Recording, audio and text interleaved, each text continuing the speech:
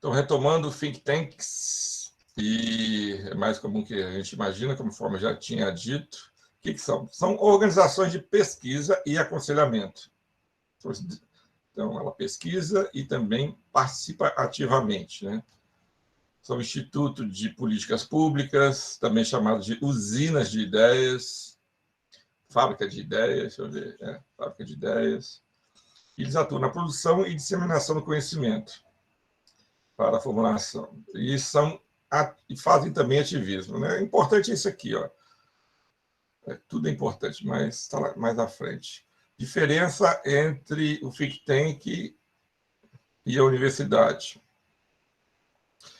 A pessoa na universidade normalmente produz conhecimento, faz pesquisa, né, dissemina conhecimento. Eles fazem ativismo, ou seja, não necessariamente um professor que vai pesquisar sobre pobreza, ele vai lá no Ministério da Cidadania falar sobre o seu estudo e propor políticas públicas. O think tank vai, ele faz ativismo, né? Então, aqui temos alguns exemplos. O IPEA, que é público, né? Instituto de Pesquisa de Economia Aplicada, faz diversos estudos da situação econômica do país, principalmente ligada à questão do trabalho, vulnerabilidades, previdência social, né? Faz as pesquisas e também o pessoal delas trabalha ativamente na implementação dessas pesquisas.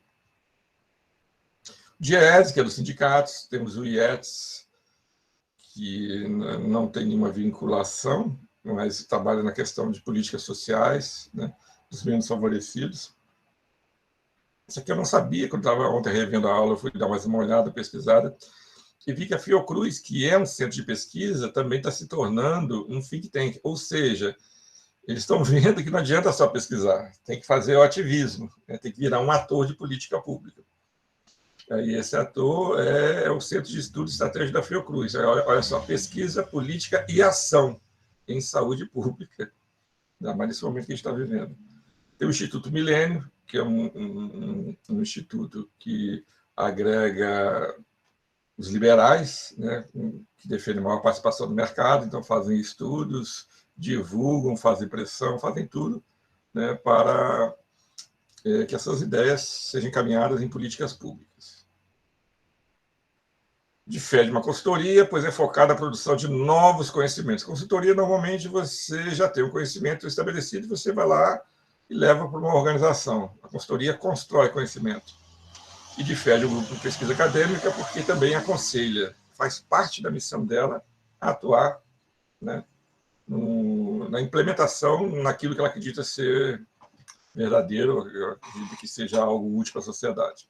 Pode ser independente, todos os partidos têm os seus think tanks, pode ser ligado ao governo ou corporações privadas. Tá?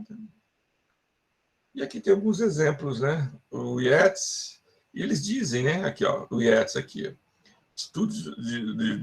o Instituto de Estudos do Trabalho e Sociedade. Sociedade sem fins lucrativos. Sua missão é fazer a ponte entre a pesquisa acadêmica e as políticas públicas, exatamente o que eu estou falando para vocês.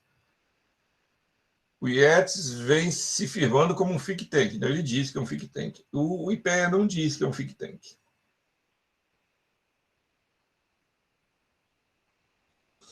O Milênio diz que é um think tank. Aqui é.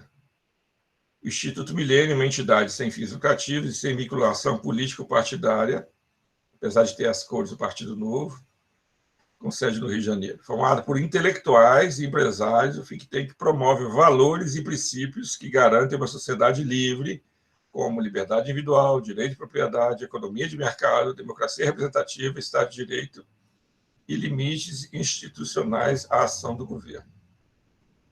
Tem mais dois exemplos aqui, que são novos, né, que eu achei que é do CE, ele diz que é um think tank.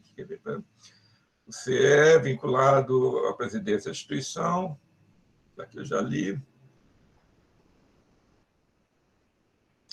Nos moldes de um think tank, inspirado no conceito ampliado de saúde, o CE Fiocruz é espaço de interação entre reflexão acadêmica e ação política. Então, caracteriza como think tank. E eu não sabia, também não vou conseguir dar mais detalhes para vocês, que o FGV não só é um think tank, como é o terceiro mais importante do mundo. Tá? Não vou entrar muito em detalhe, mesmo porque eu conheço bem a FGV, mas não sabia que poderia ser classificado como think tank. Não vejo tanto ativismo nele. O que eu vejo muito da FGV é venda, né? Eu vejo muito mais ela como uma grande consultoria, principalmente para o Estado. Estou dizendo que é think tank, é think tank.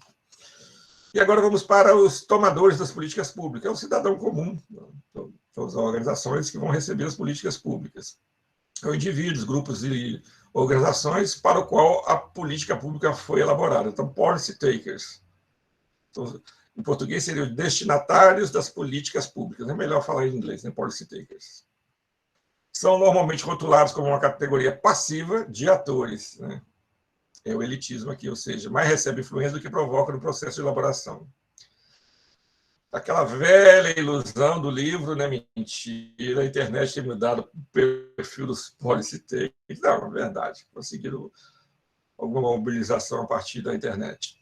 O policy maker também pode ser o policy taker. Então, por exemplo, quando um deputado faz uma regra constitutiva de mudança da lei eleitoral, ele está sendo policy maker e policy taker.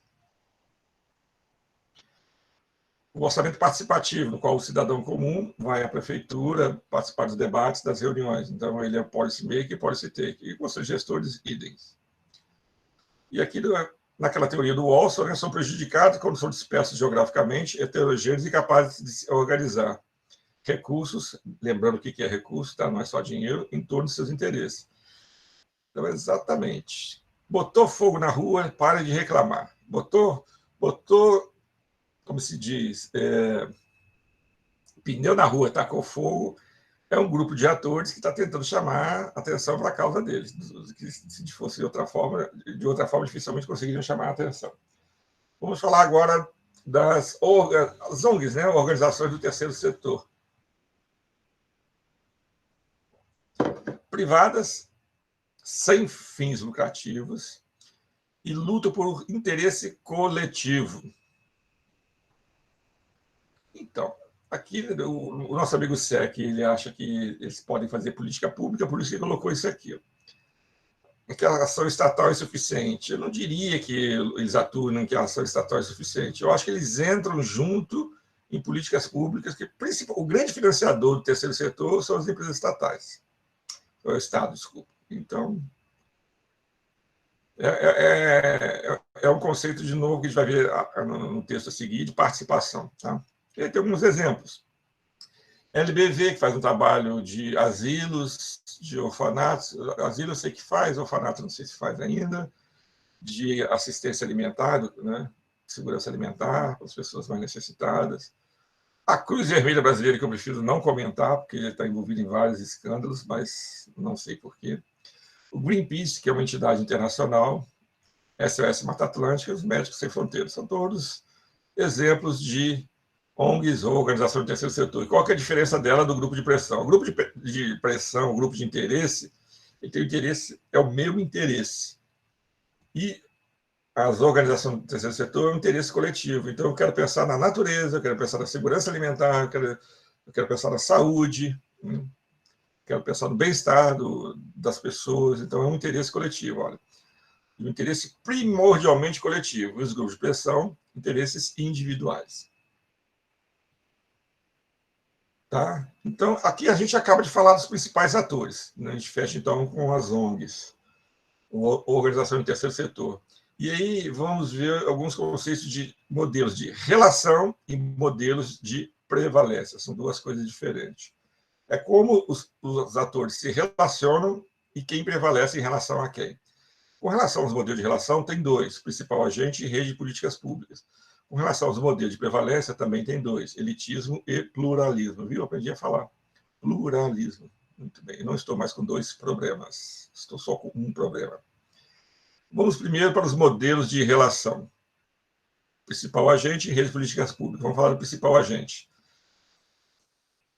É o seguinte: o principal contrata uma pessoa ou organização para que ela faça as coisas em seu nome. Vamos começar pela iniciativa privada. HP é uma empresa privada, multinacional de grande porte. Fundada lá na década de 30, 40 por Hewlett e Packard. né? São o Hewlett H e Packard de P. Eles, durante muito tempo, foram os principais executivos. Passaram isso adiante e profissionalizaram a gestão. E aí você tem lá os herdeiros dos HP, tem os acionistas, mas não são eles que tocam o dia a dia da empresa. Eles contratam executivos para isso. Eu, no caso, contrato principalmente...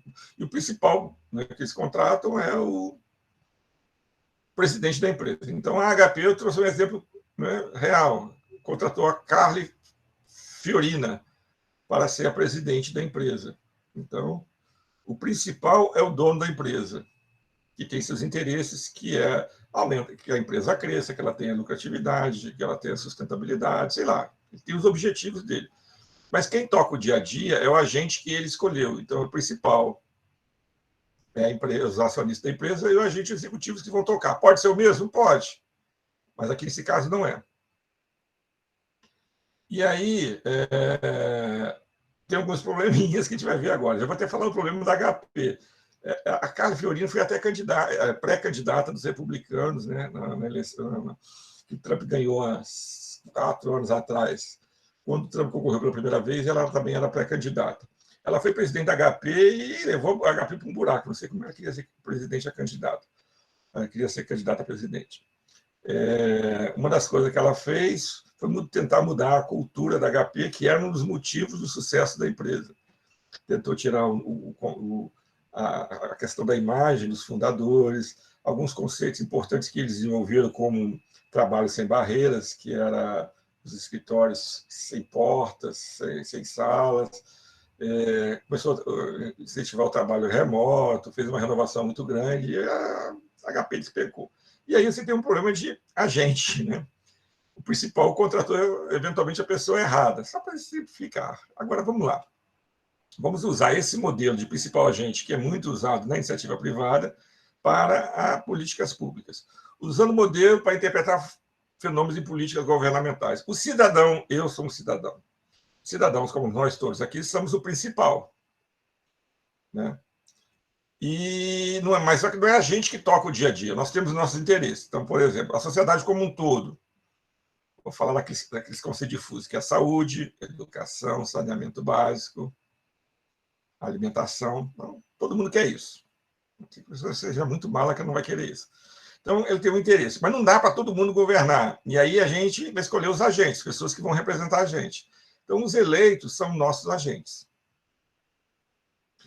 Só que os eleitos, que são os políticos, eles também têm um agente deles, eles são o principal. Eles receberam um mandato, que é uma democracia representativa, não é uma democracia direta. Eles receberam um mandato para representar os interesses da sociedade como um todo.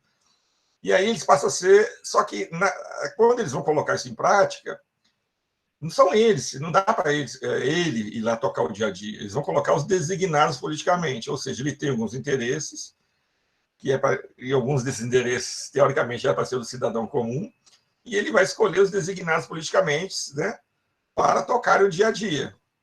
E os designados politicamente são o principal, e a máquina burocrática é o agente. Então, é isso. Então, a relação principal agente é o cidadão que elege o político. Então, o principal agente. O político, para colocar em prática os seus projetos, ele tem os cargos comissionados. Então, ele tem algumas ideias e essas pessoas vão colocar na prática. Ele é o principal, né? E o cargo comissionado é o agente. E o cargo comissionado, né, quando ele vai implementar isso, ele tem que trabalhar com a burocracia. Então, ele vai passar o que se quer. Olha só, o cidadão está querendo uma coisa e vai chegar na burocracia que implementa tudo isso, no final das contas, mas passa por isso aqui antes. E sempre tem esse eixo, né? Principal agente. Qual é o problema? Os interesses do agente, que é o cidadão, nem sempre coincidem com os interesses do principal. Desculpa, que é o político, nem sempre interesse do principal. Ou seja, o político pode enganar o cidadão, sendo um obstáculo para a efetivação da vontade principal. Aí chama isso de problemas de agência. Quando vocês ouvirem falar problemas de agência, é isso aqui. Eu coloco o deputado Molon, uma vez eu votei nele, eu lembro de todos os candidatos que eu voto, aí eu votei nele para deputado federal. E ele era de um partido, né? E não vou falar o partido, vocês sabem qual que é. E ele saiu do partido, com problema de agência, porque eu queria que ele... Eu não voto, normalmente nem voto em candidato, eu voto em partido, tá? Para fortalecer os partidos. Mas dessa vez eu votei no Molon. E ele saiu do partido. Eu fiquei pé da vida, porque eu era o principal, né? E ele falou algumas coisas para mim e depois ele mudou. Então, nunca mais tem meu voto, né? Ainda voto contra, depender de mim. Ele é bom. E aí, né, nesses modelos, você tem os problemas de principal e agente. Já dei esse exemplo, mas tem outros. Olha, assimetria de informações. O que acontece? Vamos pegar o político direto burocrata. Na universidade isso pode acontecer. Você pode ter um pró-reitor eleito, que eventualmente não conheça tanto do dia a dia, a gente vai usar aquela expressão, ele vai comer na mão da burocracia. Por quê? Não sabe como funciona. É uma simetria de informações, quer dizer que não são simétricas, as informações que eu tenho são diferenciadas. O burocrata tem mais informação que o político, e ele usa a informação, eventualmente, para ludibriar ou fazer alguma coisa nesse sentido, para enganar o principal. Risco de seleção adversa é você votar no candidato errado, né? Por exemplo, o cidadão escolhe político errado. O principal escolher mal só a gente. É o político escolher mal o seu ministro, né? E aqui não tem como escolha, né? Aqui não tem como escolher. E risco moral arrasar, né? A possibilidade do agente ludibriar o principal. Ou seja, aí vamos voltar aqui na iniciativa privada. É como se esse presidente, isso não aconteceu não, tá, gente? Mas é como se a presidente começasse a fazer desfalque na empresa. Então, isso é um risco moral. Ou seja, ela é agente e ela está enganando o principal. Não precisa roubar, literalmente, mas ela pode tomar ações no dia a dia da gestão da empresa que vai beneficiar ela e não vai beneficiar o principal. Isso já é um risco moral. É o agente ludibriando o principal. Para isso, né, o que você tem que ter?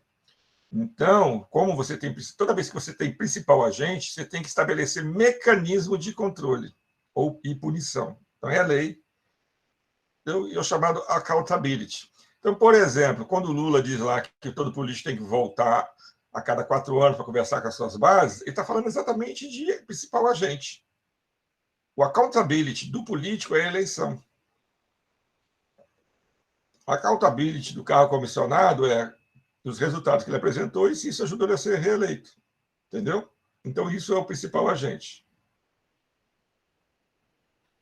Essa, então, é a forma principal agente. Então, é o modelo de relação, como os atores se relacionam.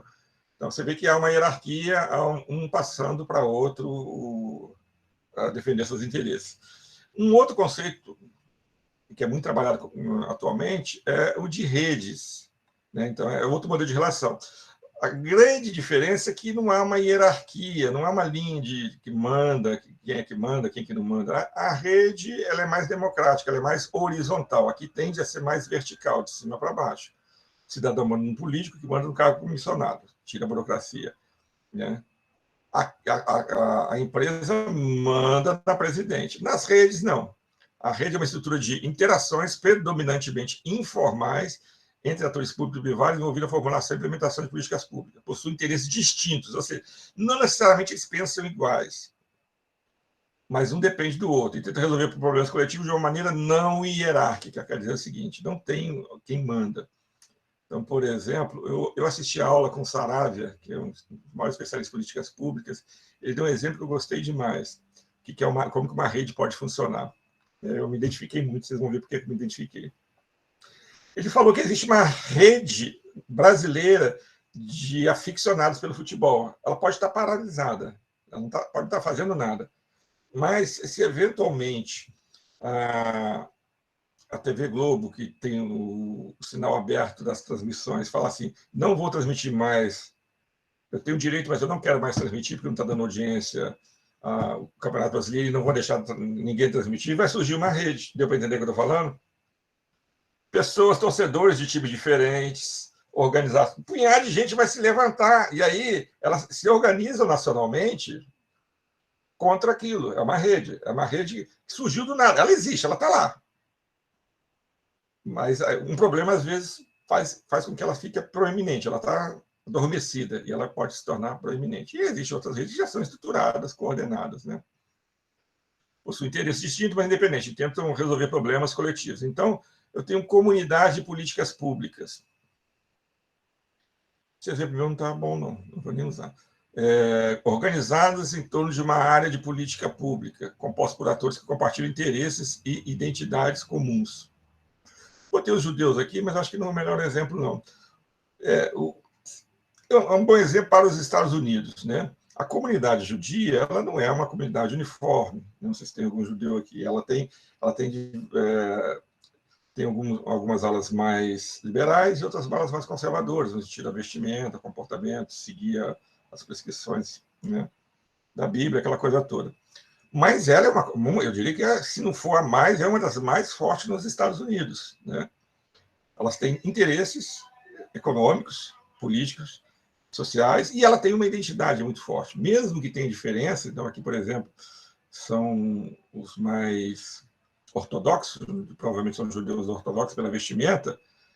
Você tem outros judeus que não são ortodoxos, mas, ou seja, são diferentes, mas eles, no fundo, formam uma comunidade, e essa comunidade se une para defender os interesses que são comuns entre eles. Tá? Então, é mais ou menos se fosse a comunidade de futebol. Eu torço para o Botafogo e odeio quem torce... Não odeio quem torce para o Flamengo, eu odeio o Flamengo. Mas a gente poderia se unir para, né, formar uma comunidade dos caras que assistem o jogo das 4 da TV Globo. Pronto. É uma comunidade de políticas públicas. Tá? Essa que eu estou falando é informal e essa aqui é formal e forte demais. Nada acontece nos Estados Unidos, eu diria, sem o apoio da comunidade judaica, que, aliás, teve uma grande contribuição do Brasil para ser formada lá. Eles são bastante poderosos no sentido de que construíram riquezas lá, tem muita influência na política, e eles estavam em Recife, em 1500, 1600, né? E eles foram expulsos do Brasil e se mudaram para Nova York. E Nova York tem uma sinagoga lá, com escritos em português, dessa colônia brasileira que saiu daqui, do Recife, foi para lá e fundou a colônia judia nos Estados Unidos. Ou seja, quem sabe, né? Nova York não poderia ser ali em Recife, né? Infelizmente não foi. Mas tem Recife que também é muito bonito.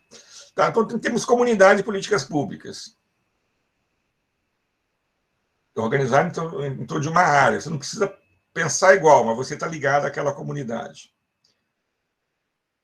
Rede temática, então, assuntos específicos. A comunidade ela tem vários assuntos, conforme eu falei. A comunidade ela pensa várias coisas, né?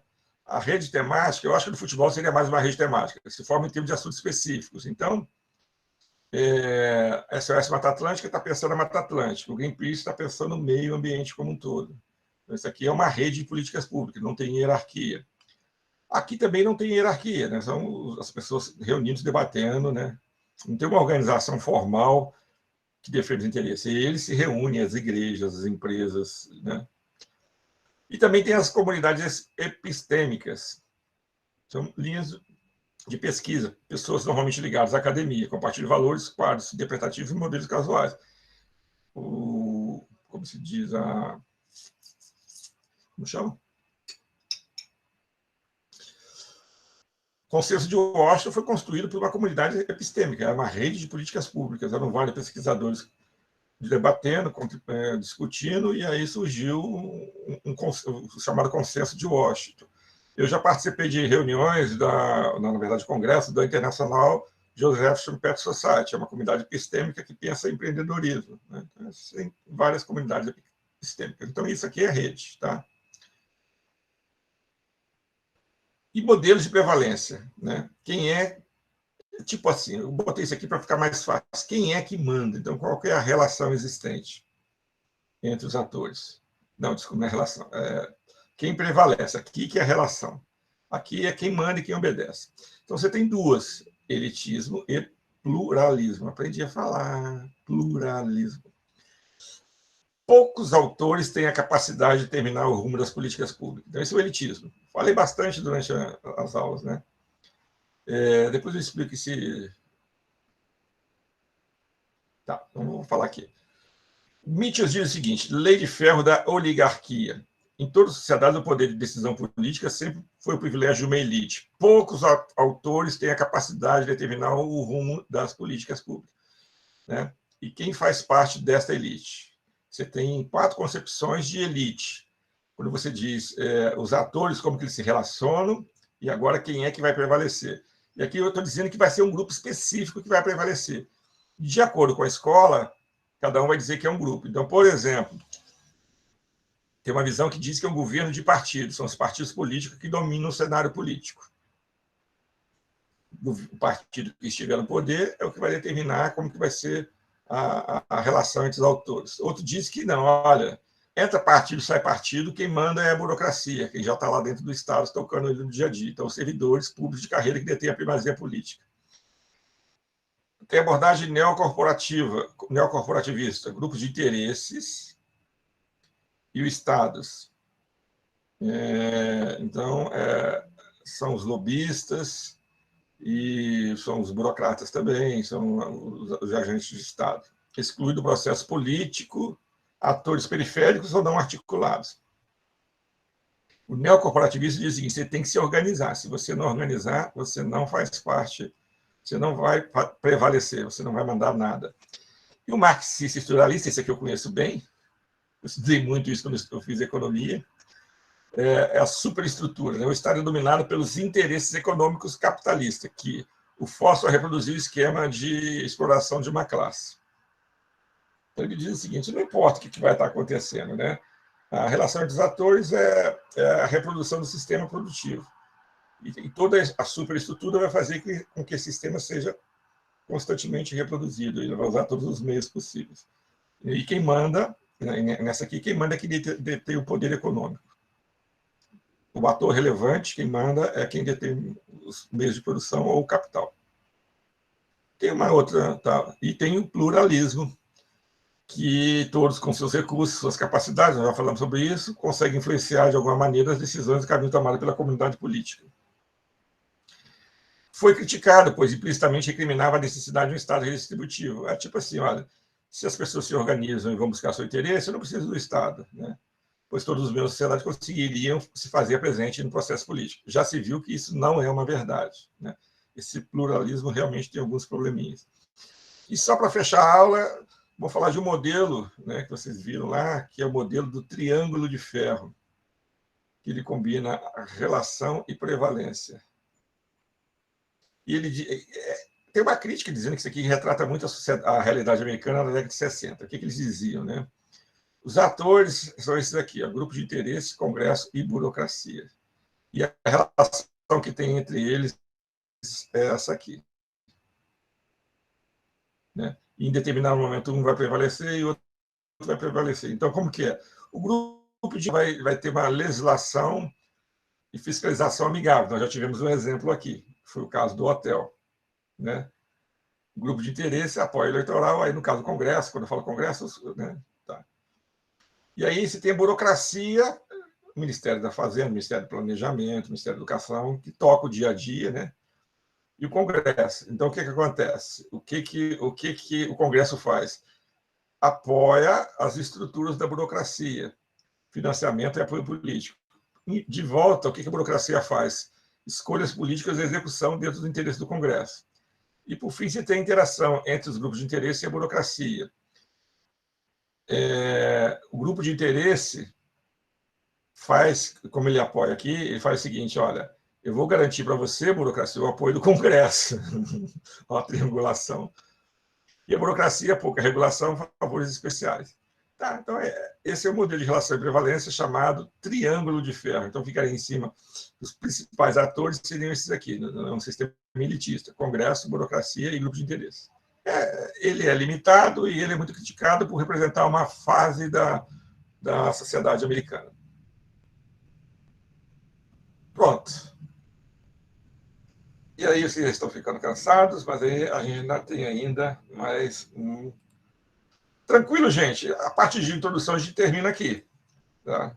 Agora a gente começa a trabalhar um pouco mais aprofundado. Tem alguma dúvida? Alguém quer falar alguma coisa? Modelos de atores, novos arranjos. Então, agora a gente vai falar dos novos arranjos institucionais. Eu só acabo hoje, a gente já na aula que vem começar um outro assunto.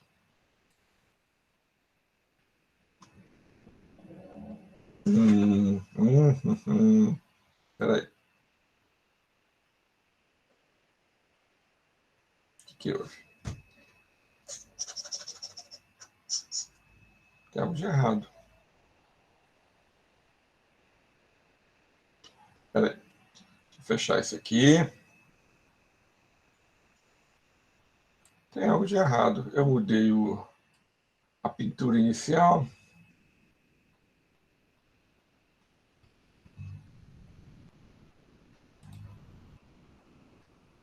Ué, onde está isso aqui? V2.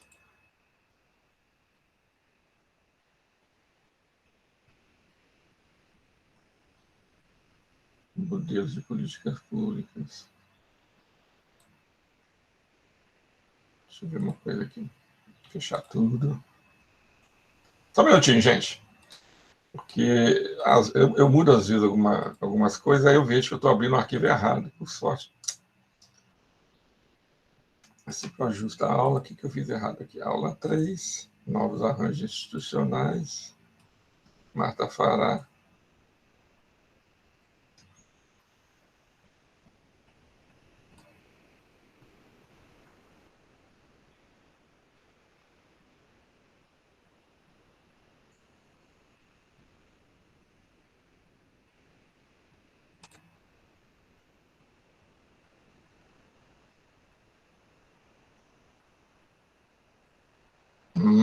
Tem algo de muito errado. Vamos abrir o outro aqui. Tem algo de muito errado. Novos.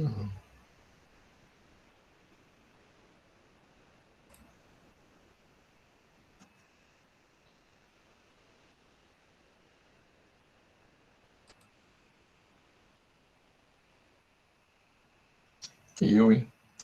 Deixa eu falar, gente. Vocês não tem nada a ver com isso, não. Deixa eu compartilhar aqui. Não é esse. Eu estou com 2 arquivos, eu não sei porquê. Eu sei tudo bem organizadinho para essas coisas. Bem metódico. Deu errado. Mas tudo bem. Vamos lá. E aí, vocês estão dormindo aí? Que eu estou vendo que estão. Olha que vocês nem têm aula à tarde ainda, gente. Vamos acordar. Rafael tá bonzinho, Cosme e Damião tá funcionando bem, eu dando mole, ele apertando, como que tá? Tem seminário à tarde? Seminário é estresse. Eu lembro quando eu fazia mestrado, eu ficava estressado com o seminário. Então, beleza. Então, já está aparecendo para vocês? Já está. Julimara tá rindo de nervoso, né, Julimara? Espera aí. Deixa eu saber uma coisa aqui. Tá gravando, mas controle do organizador. Tem um negócio aqui que é lista de presença. Grid view. Aqui.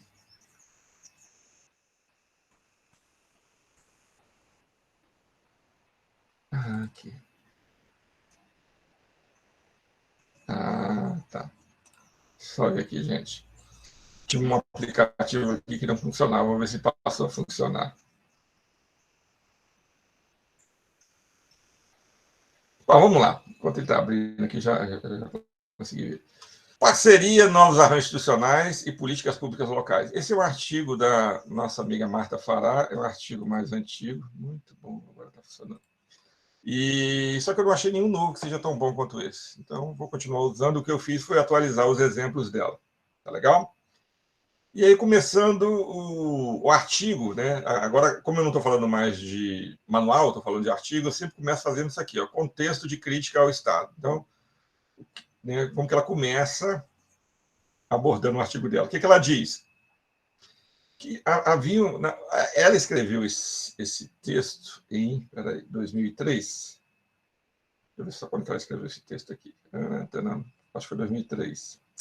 Esqueci. 2000, isso, tá, 2000, está aqui. Ela escreveu isso em 2000. Então, 2000, olha só que legal, por isso que eu estou falando que eu mantenho esse texto. Quem estava no poder aqui era o Fernando Henrique Cardoso, um programa do PSDB, que era um programa que seguia o consenso de Washington. Só que no mundo, né, já estava tendo uma revisão do consenso antiestatal. No Brasil não tinha, a gente estava em pleno processo de privatização, mesmo porque a gente não tinha passado pela etapa anterior. Então, a gente estava um pouquinho atrasado. Só que isso aqui voltou, quando eu retomei com esse texto, em 2016 para cá, esse é o mesmo debate que voltou. Ou seja, de 2000 para 2020 é a mesma coisa que está se debatendo hoje. Não tem muita diferença.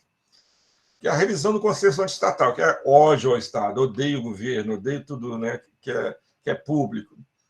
Né? Porque no Brasil ainda há desconfiança com relação ao Estado. 20 anos depois, nada mudou. O descrédito em relação ao Estado e à administração pública de respeito ao Estado em ação, políticas públicas e políticos de um modo geral. Já falei, ruim com eles, pior sem eles. Tá? O que a gente tem que fazer é tentar melhorar o sistema eleitoral e escolher melhor nossos candidatos. Senão vai continuar assim desse jeito. Mas a gente nunca vai chegar na perfeição, porque no mundo inteiro a gente tem problema. Eu queria ter os problemas da Suécia. Já falei para vocês quais são os problemas políticos da Suécia, né?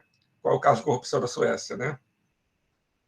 O cara lá, ele foi acusado de corrupção, você sabe por quê? Ele se apropriou das milhas das passagens aéreas que ele foi para Estocolmo. Gente, pelo amor de Deus, né? Ele pegou, como ele viaja como deputado da cidade natal dele para Estocolmo, onde fica o Congresso, viajou várias vezes. E como as milhas são individuais, é para a pessoa. Ele pegou aquelas milhas e usou. Virou um escândalo. Eu tenho assim, uma esperança que um dia os escândalos de corrupção no Brasil sejam iguais a esses. Está difícil. Mas sempre vai ter. O Japão, por exemplo, né, tem diversos casos de corrupção. Bem menos que aqui, mas também tem. Botou dinheiro, gente. É do ser humano. Vai rolar algum probleminha. Botou poder, dinheiro, meu amigo. Ferrou. Tá? Então, a gente pode não gostar dos políticos, mas é o melhor que nós temos. O que tinha também, né? 2000 tem até hoje, práticas clientelistas. Você toma lá da cá. Eu tenho a minha clientela. Então, o vereador é muito fácil você dar exemplo de clientela. Eu vou lá num bairro muito carente, sei que precisa calçar a rua, mas eu não calço nunca aquela rua. Eu vou lá e passo uma máquina. Toda vez que chove, eu vou lá e passo uma máquina. Ou seja, eu crio uma clientela. Eu não resolvo o problema. E sempre vão depender de mim para eu ir lá. Né? Aí é o clientelismo. No sentido de dar pequenas soluções, é como se ele fosse o despachante, né, da sociedade junto ao poder público. É isso, é um despachante. Quando você fala em clientelismo, é isso que você está falando, despachante, e é o cara que é o bombeiro que põe fogo nas casas para poder trabalhar. Ou seja, ele não resolve os problemas, porque senão acaba o problema dele. A cabeça dele é assim. Corrupção, né? Aqui ela está falando em 2000, né? E começaram a surgir os casos de corrupção após a redemocratização. Não é que a corrupção começou depois que acabou a ditadura militar, que a corrupção passou a ter visibilidade, e cada vez tem mais visibilidade. Não sei dizer se ela é maior, se é menor, não sei. Mas, com certeza, tinha muita corrupção dos militares, não era pouca, não. Diria até que melhorou, que eu lembro que quando eu era criança, eu sempre acompanhei política, eles voltaram com essa cara de pau agora. Quando eu era criança, os caras pegavam dinheiro para construir uma estrada de 100 quilômetros e não construíam estrada, roubavam tudo. De um tempo para cá, era superfaturado. E agora eles voltaram a pegar o dinheiro e não construir de novo. A coisa piorou tanto. Eu vi esses dias, eu vi um caso desse, que o dinheiro simplesmente apareceu, o que era para ser feito não foi. Mas então, aí havia essa reclamação, por isso que o Estado é corrupto, o Estado é clientelista. Então, nessa perspectiva, o Estado não é passivo de reforma. Não dá para dar um jeito no Estado. Eu tenho que reduzir o Estado ao Estado mínimo. Então, isso era o que se pensava no Brasil, se pensa até hoje. Muitas pessoas pensam assim. E aí, o que a Marta Fala diz? A superação do Brasil do clima estatal passa por mudanças. Então, a gente precisa trabalhar a imagem do Estado. Né? E aí ela dá algumas sugestões.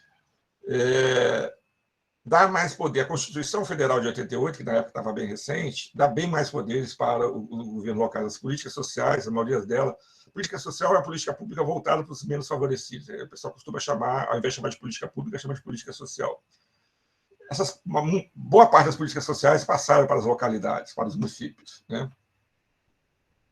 E aí ela já começa a falar de exemplos que ela cita nesse texto, depois agora eu atualizei alguns deles, iniciativas promovidas por governos locais, sugere estar em curso um processo embrionário da reconstrução do Estado do Brasil. Ou seja, sai de um Estado gigantesco, no qual o governo federal tem é a representação do Estado, para um Estado no qual o poder local começa a ganhar maior proeminência, tem mais visibilidade, está mais próximo do cidadão e pode mudar essa imagem do Estado. Então, isso é a esperança dessa. E ela chama isso de processo de reconstrução da esfera pública. E aí ela fala para democratização da gestão das políticas públicas. Quando eu falo em democratização, quando ela fala em democratização da gestão das políticas públicas, a gente tem que relembrar a aula de atores. A gente tem que dizer o seguinte, não pode ser aquele triângulo de poucos atores. Ele tem que tentar trazer o máximo possível de atores para dentro da formulação, da elaboração e implementação de políticas públicas. Está entendendo o que eu estou falando? Então, é democratização.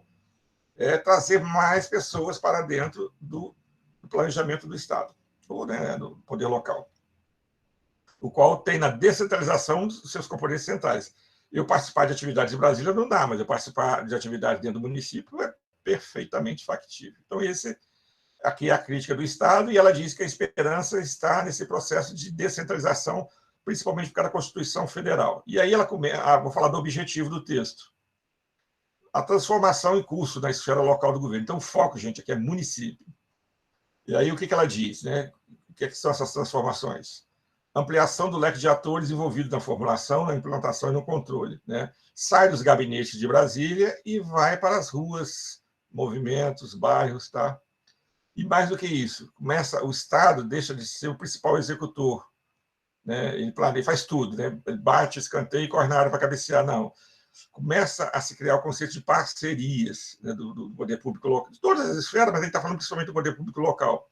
Estado, sociedade e organizações para provisão de serviços públicos e para formulação e implementação.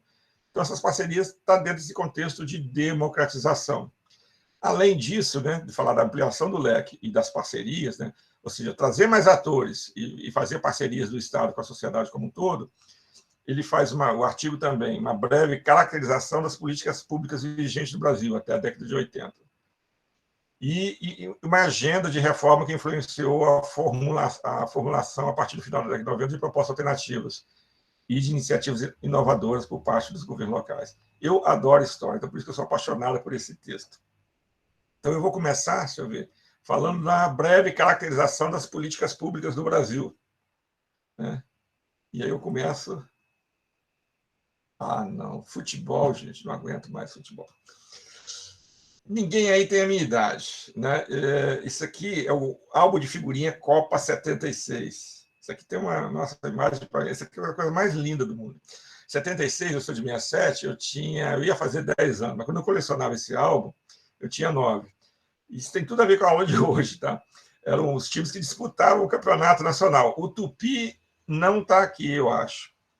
Tá? Infelizmente não estava, mas o Volta Redonda estava. Você tem o Rio Negro lá de Manaus, você tem o Misto de Cuiabá, né? Tem o Remo, Fluminense, Sampaio Correia, Flu de Feira.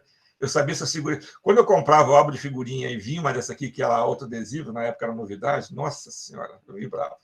Infelizmente eu perdi o álbum, não cheguei a completar, não, mas eu perdi.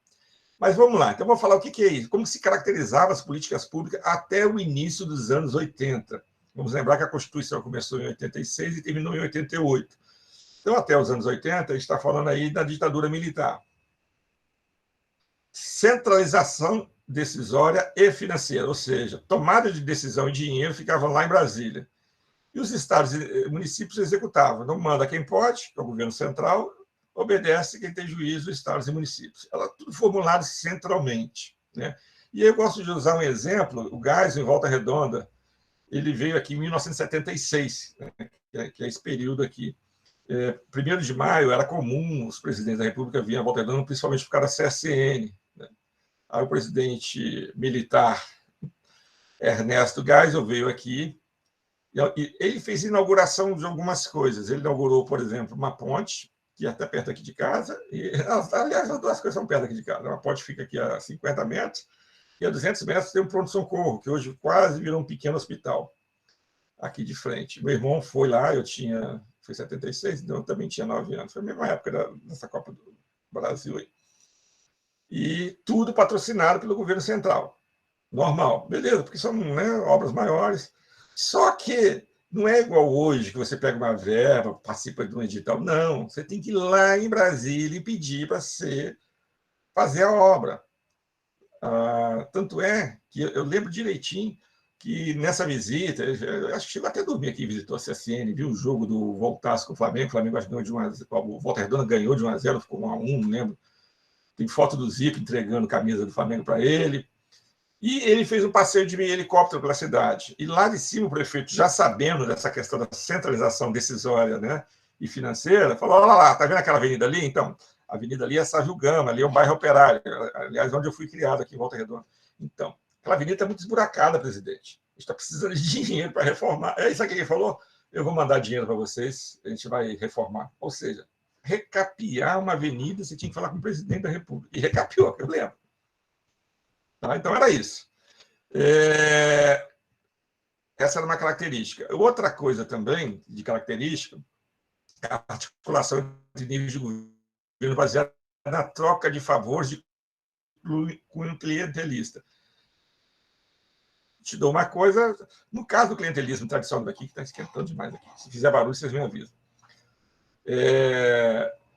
Do vereador é o cara...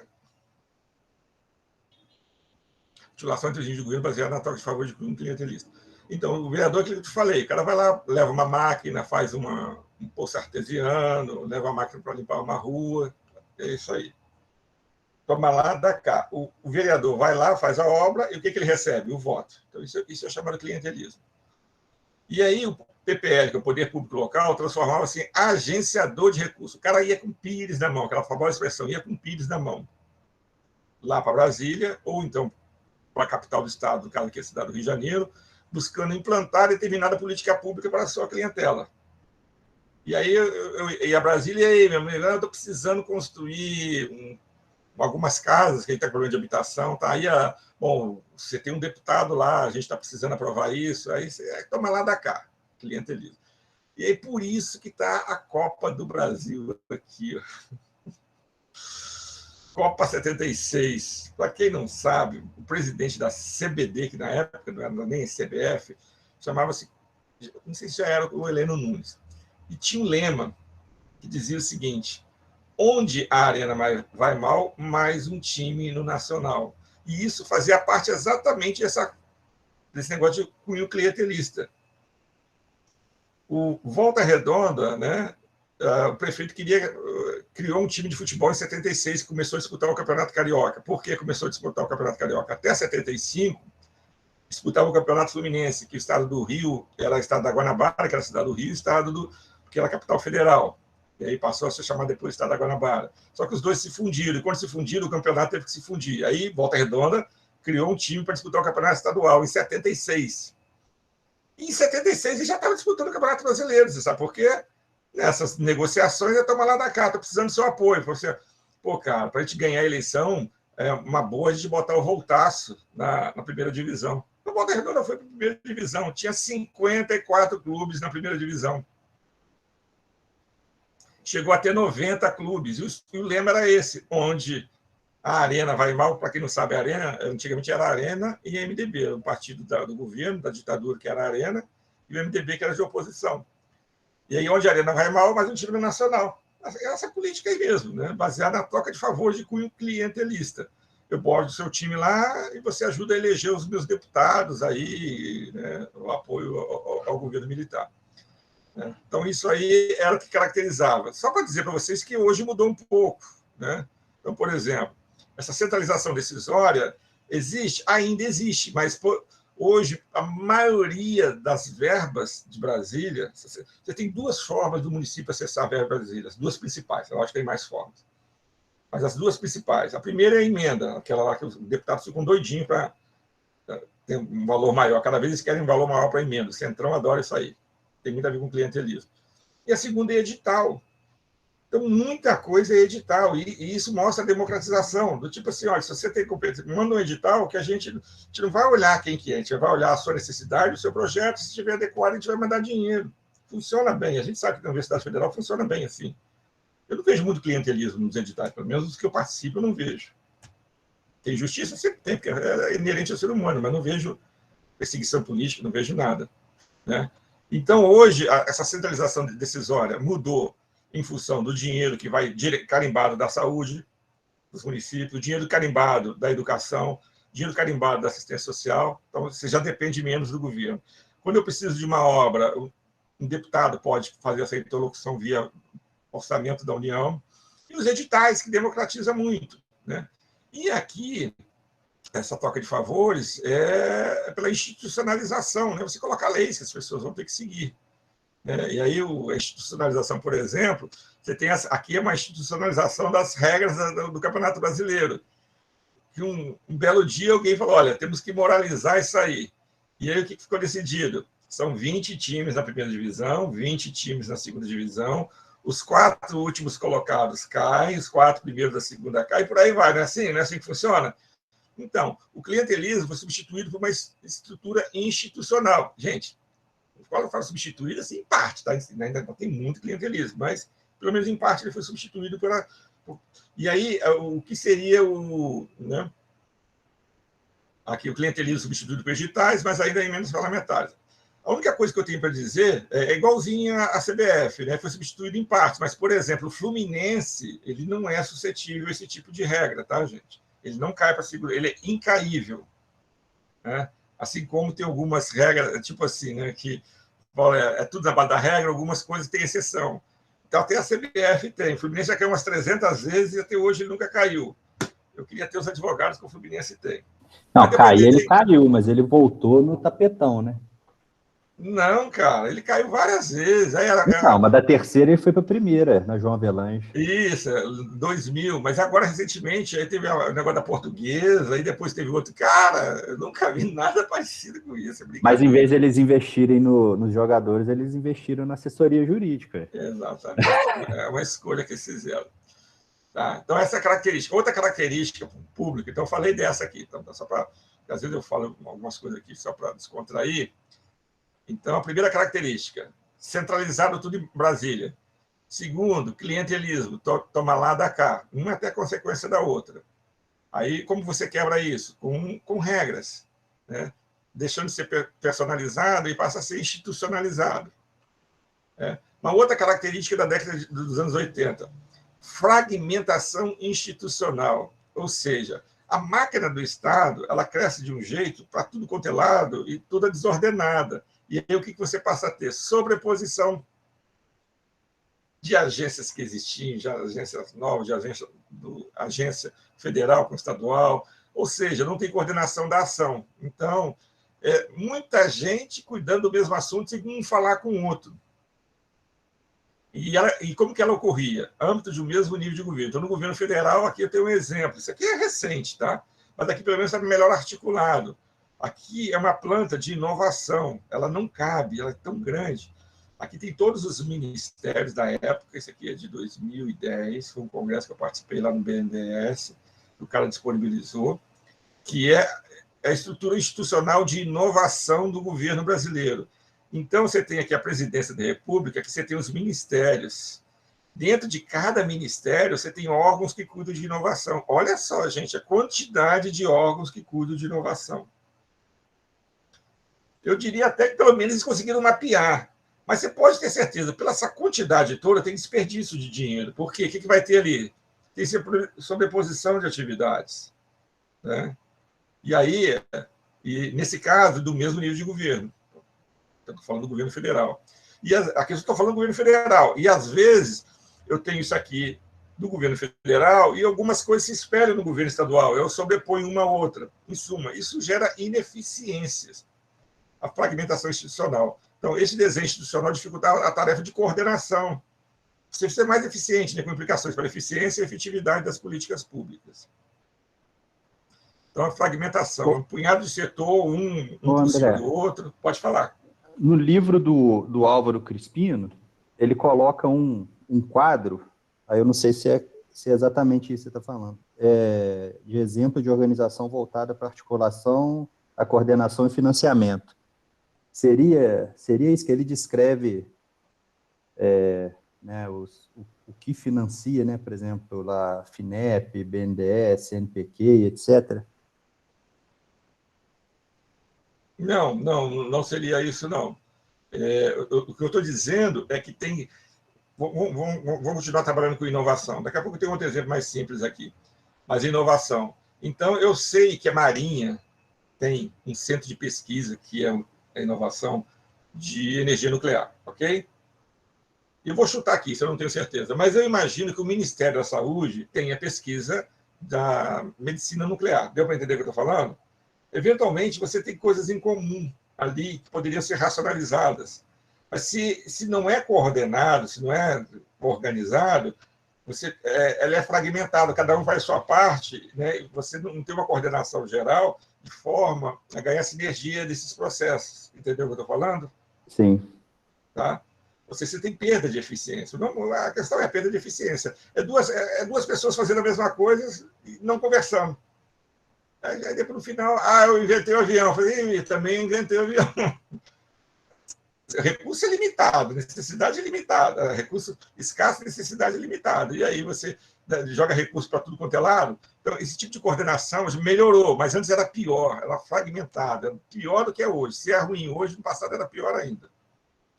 Não vou dizer que é ruim, se ainda tem problemas hoje, no passado era péssimo. Tá? Aí tem uma outra coisa, aqui é a fragmentação. O que é a fragmentação? É pessoas em áreas diferentes fazendo a mesma coisa. E setorial, aí é a chamada especialização, né? É a perda da visão holística. Eu cuido de educação, eu cuido de segurança alimentar, eu cuido de saúde, educação, habitação, cada um olhando seu lado, cada um cuidando do seu quadrado. E aí, até a década de 80, tinha um caráter muito setorial. Criação, sobretudo, a partir dos anos 60, de estruturas especializadas em cada área. Então, tinha o cara, eu cuido de educação, cuido de saúde, habitação, transporte. E aí você não olhava para o lado. Com a especialização de cada setor, tem vantagem, tem. Mas como ele era concebido de forma independente, não havia uma articulação entre ações de diferentes áreas. Primeiro eu falei que áreas de diversos setores fazendo a mesma coisa sem articulação. Agora eu estou falando diferentes áreas que poderiam se conversar e melhorar seus resultados. Vou dar um exemplo do município, que sempre é mais fácil. Isso acontece em Volta Redonda, acontece em todos os lugares. O que seria uma organização setorial dentro do município? Pulsar e pensar em consertar a tubulação. Eu sou especialista em estragou a tubulação, 2 minutos depois eu consertei. Eu sou excelente. Então, setorialmente, ele é excelente. A sociedade, ele é excelente. O SAI aqui na minha cidade, ele vem na minha rua, ele faz um buraco, sabe quanto tempo depois o pessoal de manutenção vem? 3, 4 meses depois, quando vem. Pior ainda, como não tem coordenação, o cara é muito bom ali, né, em fornecer água. Só que um vem, ele pega, asfalta a rua todinha, e na semana seguinte o SAI vem e troca a tubulação todinha, e quebra todo o asfalto que foi feito na semana anterior. Deu para entender? Ou seja, quando os setores... Mas é bem simples, quando os setores não conversam, não tem uma coordenação entre setores diferentes, como você pode ter problema de eficiência e eficácia. Então, fragmentação é uma coisa, o caráter setorial é outra. Não há uma articulação entre ações diferentes. Aí eu falei do SAI, do serviço... Aí em Minas você tem várias empresas de água, né? A de Juiz de Fora qualquer mesmo, qualquer de água de Juiz de Fora. Cesama, ela é municipal ainda, não é? Ou ela já é concessão? Não, ela é municipal. Mas agora um exemplo melhor. Eu dei um exemplo de município, agora eu vou dar um exemplo de Estado. As unidades de polícias pacificadoras, as UPPs. O que acontece com as UPPs, né? Cara, então, o que eu tenho numa comunidade, numa favela? Qual o problema que eu tenho? Tudo isso aqui, ó. Eu tenho problema de educação? Tenho.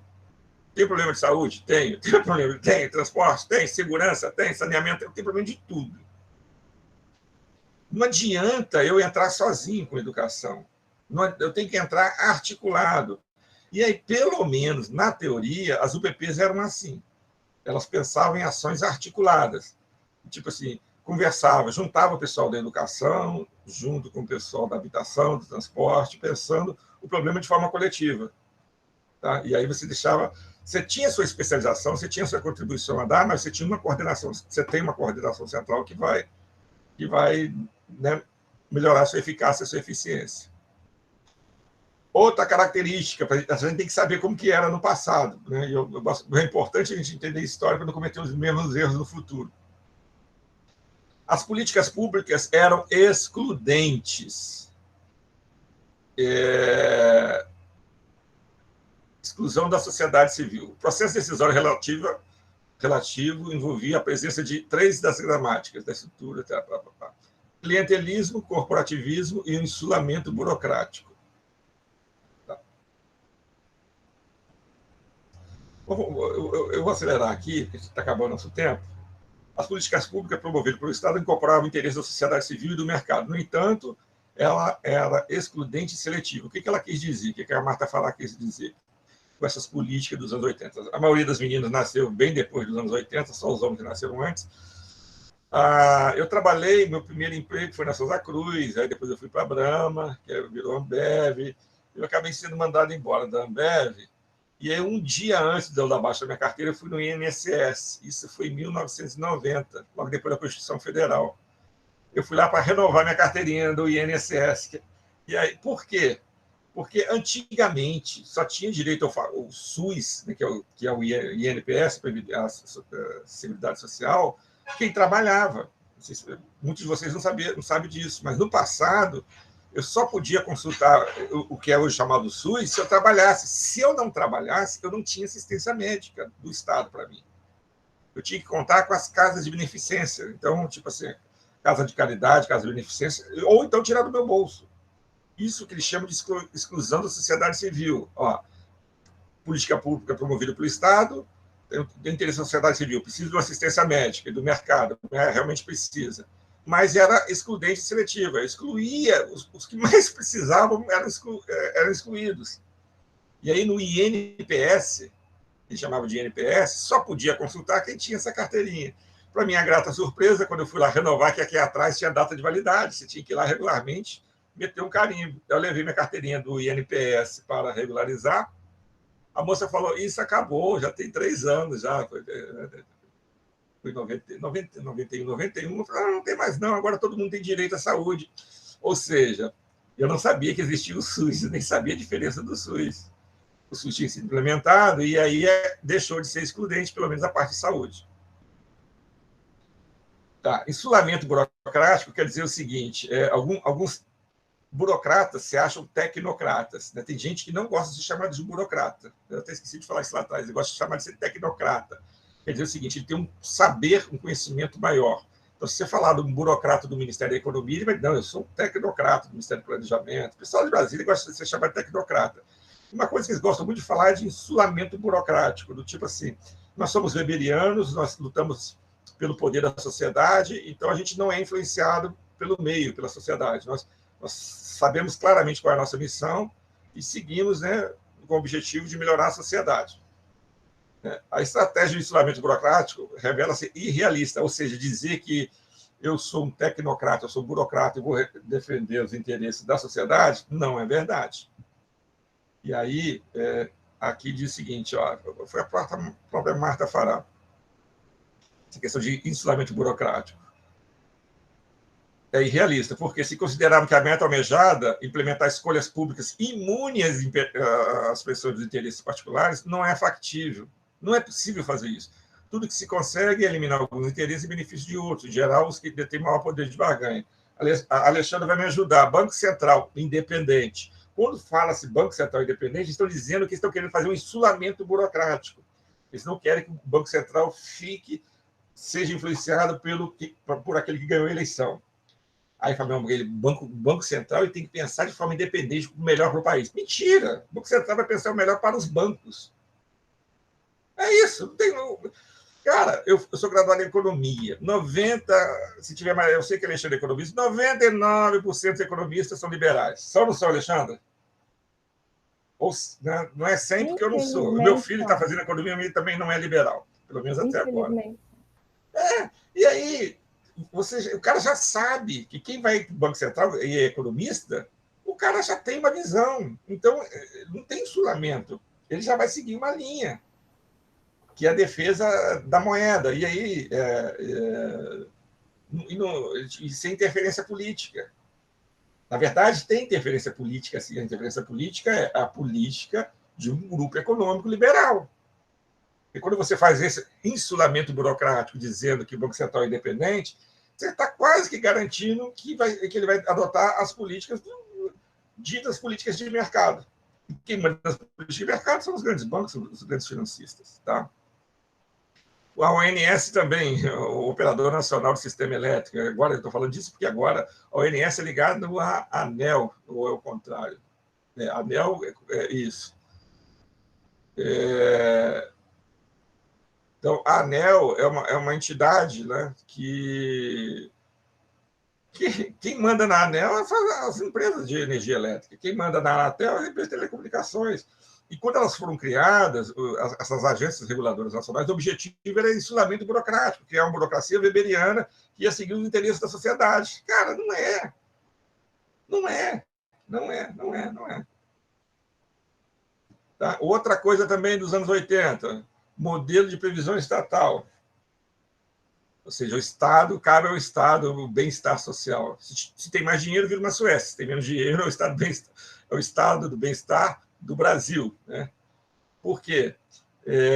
O mercado ele é bom para um monte de coisa, mas ele não é bom para resolver esses problemas, não. Ele não gera bem-estar social. Aí você entra com o Estado para resolver essas ineficiências de mercado. E outra coisa, o texto fala da fragilidade da sociedade civil. Até 1930, ali antes da Segunda Guerra Mundial, o Estado era muito fraco, muito, muito fraco. Então, essas políticas públicas, da maioria das vezes, aí sim, elas eram realizadas pela sociedade civil. Não tinha orfanato estatal, era a igreja que fazia o orfanato, a Casa da Caridade também era. Então, eram associações de benfeitores que criavam hospitais, orfanatos, asilos, né? O Estado, escolas para os pobres. O Estado até fazia, mas fazia bem pouco. Né? O Estado não era tão presente. E aí, a partir da década de 30, Segunda Guerra Mundial, não, mudou tudinho. Mesmo porque a sociedade industrial, com os problemas ficando mais evidentes, a sociedade civil não dava mais conta. O Exército da Salvação, que existe nos Estados Unidos, que faz sopa para os necessitados lá, não dava mais conta. É muita gente para tomar sopa. E aí não dá mais para ser filantrópico, tem que ser ação do Estado mesmo. Tá?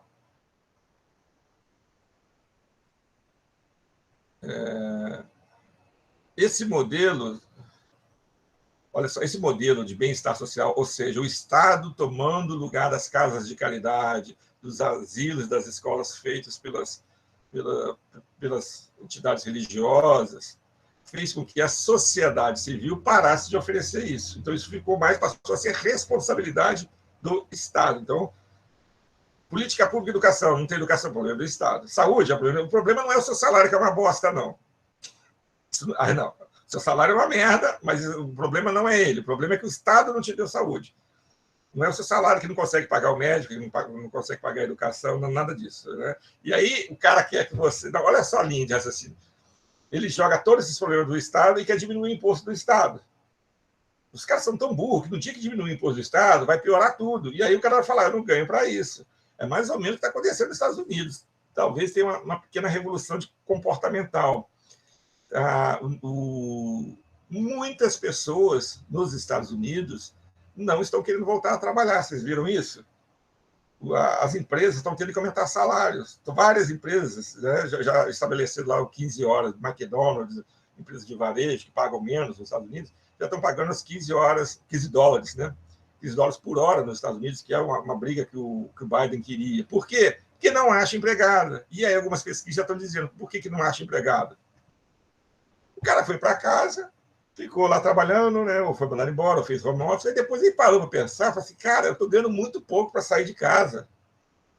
Para eu sair, vai ter que pagar mais. Os caras estão apavorados. Daqui a pouco você... o New York Times deu uma chamada nas empresas, né? Para quê? Isso é mercado, vocês não são favoráveis ao mercado, como favorece eles. Mas o mercado vai dizer, ou vocês vão pagar mais, ou vocês não vão ter esses empregados de volta. Né? Bom, é mais ou menos isso. Tá?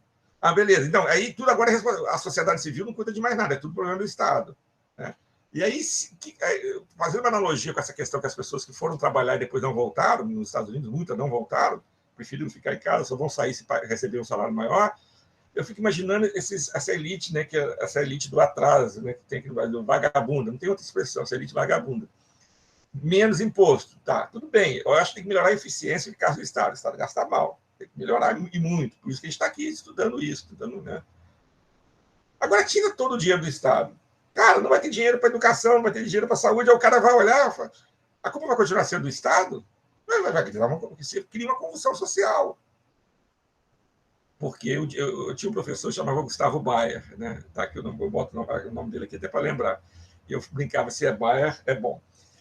Ele era descendente de alemão, ele fez o doutorado dele lá na Alemanha Oriental, ele era bem de esquerda, mas, cara, a cabeça excepcional. Eu acho que depois até virou reitor da UERJ.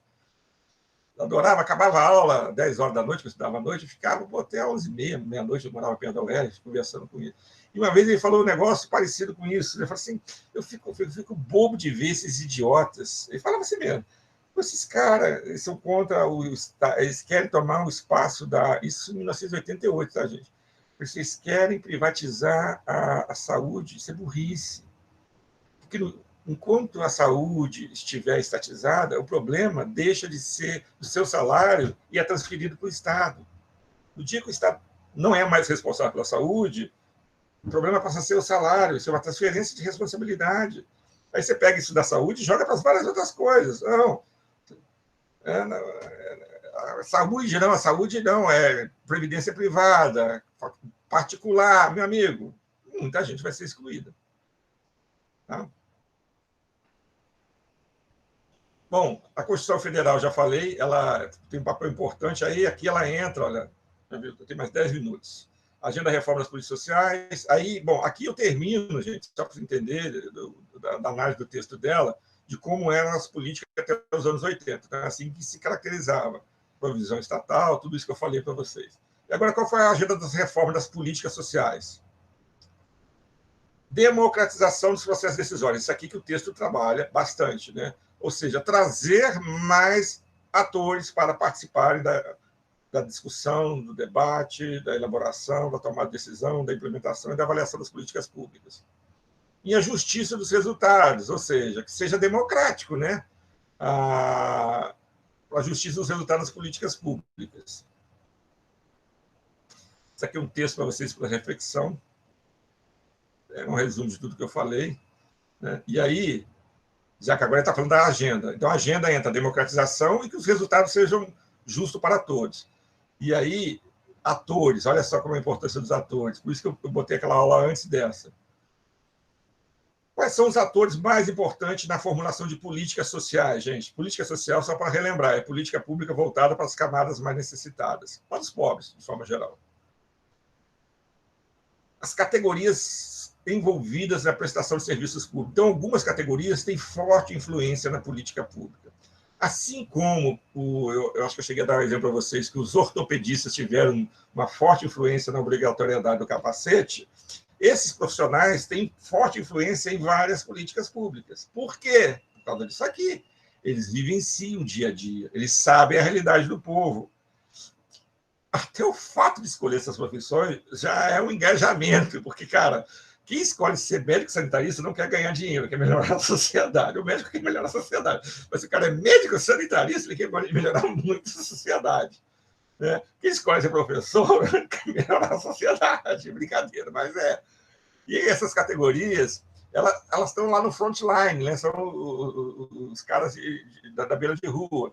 Então, é o médico sanitarista, é o cara que vai lá na comunidade e vai ver as doenças que estão afetando, né? Quais são as viroses, qual é o problema do esgoto, qual é o problema da nutrição, né? E por aí vai. São os professores. Na última vez que eu dei essa aula, o rapaz falou, eu disse, olha, eu falei de assistente social, ele falou de professor. Eu vou falar de assistente social. Eu tenho um professor na UF, amigo meu, que a esposa dele é assistente social. Meu filho até sabe disso. Eu não gosto de ouvir nada triste. Não vejo filme triste. Sou muito sensível, choro à toa. E aí, esses dias, ele veio falar comigo, pai, eu tenho um negócio aqui, mas eu acho que não vou te contar, não. O que aconteceu nos Estados Unidos. Eu falei, o que é? Do QAnon, que é o pessoal do extrema-direita. Aí falaram o que eles fizeram lá. Fizeram barbaridade com algumas pessoas. Eu falei, não me conta, eu não quero saber. E a mesma coisa com esse amigo meu que é professor. A esposa dele é assistente social. Falou, André, se eu te contar, eu falei assim, você não vai... Nossa senhora, você vai ficar horrorizado. Eu falei, então não me conta. Gente, vocês não têm noção do que acontece no dia a dia aí, Barbacena, em Juiz de Fora, em Bom Sucesso, coisas absurdas nas relações familiares, com criança, com esposa, com tudo, que a assistente social tem que entrar. É pesadíssimo, é pesadíssimo. E quando fala assim, educação sexual, é porque a nossa realidade não diz o que está acontecendo no dia a dia. Aí vem aqueles dias, eu faço a educação sexual. Não faz nada, meu amigo, faz nada. E aí ele falou, teve um aluno que falou assim, professor, não precisa ser assistente social não, tá? Eu fui professor de uma comunidade carente, o carro que eu mais via lá é o carro do Conselho Tutelar indo buscar gente. É para cima e para baixo. Entrava na escola, um punhado de coisa. Pessoal da área de habitação, pessoal da área de saneamento. Então, essas pessoas, né, esses todos que estão aqui, colocam em direto contato com a população atendida pelo Estado, e, sobretudo, com a realidade dos excluídos. Então, eles têm muito a dizer. Então, esses atores são muito importantes, pela vivência e pelo engajamento. Então, tem que ouvir esses caras. Deixa eu ver aqui, mais 5 minutos, vai dar para fechar.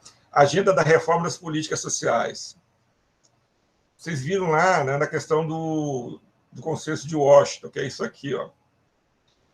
Com a Margaret Thatcher, que é o nosso amigo Reagan, né, começou a ser pregado e difundido lá pelo Banco Mundial e pelo FMI, o consenso de Washington. O que falava? Disciplina fiscal, reduzir os gastos públicos, reforma tributária, juros de mercado, tudo isso aqui. Valeu o mercado. E começou, né, o Estado ficou pobre, tivemos algumas crises sistêmicas do petróleo, né, e de arrecadação, e aí começou a se questionar a efetividade das políticas públicas, e o pessoal começou a buscar efetividade. E aí começaram a falar, tem que buscar eficiência, eficácia, efetividade dessa ação estatal. E aí começou a se pensar nisso. Como é que a gente faz isso? Né? O consenso de Washington disse que, para fazer isso, é só fazer isso aqui. Ó. E aí, nas políticas públicas, dentro da política pública seria isso aqui, ó, traduzindo, ó, transferência da produção de serviços públicos para o serviço privado. Isso aqui é o consenso de Washington, gente. Isso aqui é o reflexo na política pública. Privatização, transferência da produção de serviço público para o setor privado. Concentração da ação estatal de determinados serviços, aqui, essenciais e não passivos de oferta pelo mercado. A educação, a saúde, o saneamento, tudo que não dá lucro passa para o Estado. E se não funciona, fala que a culpa é o Estado, é ineficiente mesmo. Descentralização de políticas sociais para as esferas locais de governo. Isso aqui, né, é a política neoliberal. E a mudança na gestão dos programas estatais de forma a dotar de eficiência e eficácia. É o neogerencialismo. O New Public Management. Tá? E aí, o que se debate muito é novas formas de articulação. Isso aqui é a proposta neoliberal. Fazer isso aqui. E aí surge o contraponto, que é da participação social, que é, né, o contraponto da agenda neoliberal, é novas formas de articulação com a sociedade civil, que você consegue, por exemplo, melhorar a eficiência, que você consegue descentralizar, mas você não precisa privatizar. É uma outra forma de você fazer um novo arranjo, por isso que no título é novo arranjo institucional, novas regras que vão dizer como que vão funcionar as coisas. E ao invés de eu privatizar aquela proposta lá da agenda neoliberal, eu vou trazer novos atores para executarem diversas atividades que antes eram exclusividade do Estado. Tá? Aí, olha, não se trata de privatização como alternativa prioritária. Você pode até privatizar, você pode baixar uma iniciativa privada, não tem problema nenhum. Ou exclusiva, mas de novas formas de articulação com a sociedade civil e com o setor privado, visando a garantia da provisão do serviço público. E aí você abre o leque, deixa de ser somente o Estado que provém o serviço público. Ele pode definir uma política pública e estabelecer parcerias com ONG, parcerias com empresa privada, com empresas, não importa. Importa a eficiência, a eficácia e essa chamada descentralização, tá? E a multiplicidade de participação de atores. Então, a substituição do modelo de provisão estatal para o modelo em que o Estado deixa de ser o provedor direto e exclusivo e passa a ser o coordenador. Então, essa palavra é chave. Ele vai coordenar e fiscalizar os serviços, que pode ser prestado pela sociedade civil ou pelo mercado, sem problema nenhum, em uma parceria com esses setores. Então, a descentralização não significa apenas transferir atribuições de forma a garantir eficiência, mas é visto, sobretudo, como uma redistribuição de poder. Se chama novos atores para deliberarem e fiscalizarem, tá? Favorecer a democratização das relações entre o Estado e a sociedade. As políticas seletivas devem ser entendidas como complementares, né? Então, seletivas é o seguinte, é que é só para um público, né? O Reúne não é o melhor exemplo. Então, vou dar um exemplo aqui, uma política seletiva. Você tem o Bolsa Família. O que seria uma política seletiva? O Bolsa Família, não sei se vocês sabem, tem gente que ele não entra no Bolsa Família que não sabe que existe. O cara não sabe que existe o Bolsa Família. E aí você tem que criar uma política dentro da política, que é a chamada busca ativa. É uma política seletiva, e eventualmente você vai ter que dar mais dinheiro para essa pessoa. Ele não consegue saber que ele tem direito àquilo. Você tem uma política que é generalizada, né? Tem uma limitação de renda, mas ela é generalizada. Daqui para baixo todo mundo vai, não importa o quê.